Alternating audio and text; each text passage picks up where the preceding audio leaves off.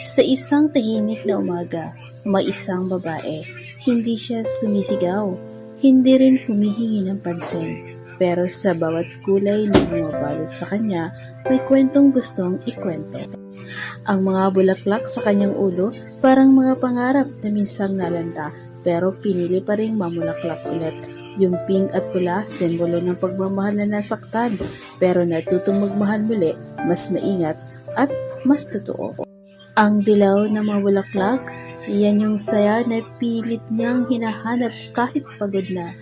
Kahit may araw na gusto na niyang sumuko, pinili pa rin niyang ngumiti. Tahimik ang kanyang mga mata, pero punong-puno ng lakas ang kanyang puso. Hindi lahat ng sugat kailangang ipakminsan, sapat na yung alam mo nalampasan mo. Habang ang hangin ay dumadaan sa kanyang buhok, unti-unti niyang tinatanggap ang sarili niya. Hindi perpekto, pero buo.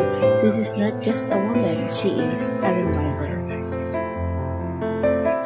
You can still bloom, kahit sa katahimikan, you are growing.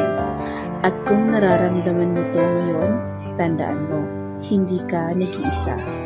Kung nakarelate ka, like, share, at i-comment kung anong bulaklak ang kumakatawan sa kwento mo.